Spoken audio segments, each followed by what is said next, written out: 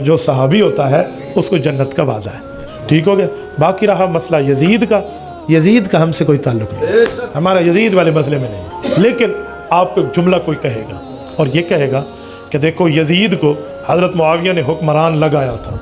भाई सुने, जब कोई हुक्मरान किसी बंदे को वलीउल अहद बनाता है, हुक्मरान कहते हैं कि मेरे बाद ये हुक्मरान होगा, तो शरीयत इस्लामिया का उसूल क्या है कि क्या वो फौरी तौर पे हुक्मरान बन जाता है या वो अरबाब हल्लो अक़द जो पार्लियामेंट और शूरा होती है उसकी परमिशन का पाबंद रहता है। तो शरीयत कहती है कि जो अरबाब हल्लो अक़द है, जो उस वक़्त की पार्लियामेंट और शूरा है, जो उस वक़्त की इस्लामी काबीना है, जब तक उसकी तस्दीक नहीं होगी इसकी हैसियत सिर्फ तजवीज़ की होगी, हुक्मरान नहीं बन पाएगा। तो अरबाब हल्लो अक़द में हज़रत हुसैन रज़ी का बहुत बड़ा नाम है। इनके इनकार के बाद यजीद की हैसियत क्या रह जाती है?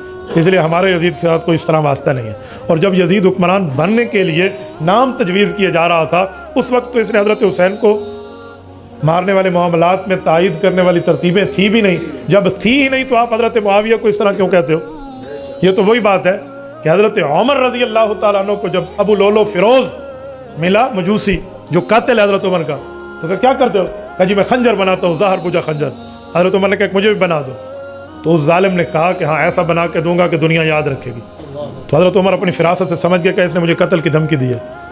तो कुछ लोगों ने बैठे हुए कहा कि इसे फिर मार दें। कि क्यों मारो, इसने तो अभी वो काम किया नहीं है, तो खाली क्या कर गया। तो हज़रत उमर ने मारने से इनकार कर दिया। तो अगर आप यजीद पर इल्ज़ाम लगाते भी हो तो हज़रत रशीद अहमद गंगोही रहमतुल्लाह का लफ्ज़ है बसबब कत्ल के फासिक हुआ।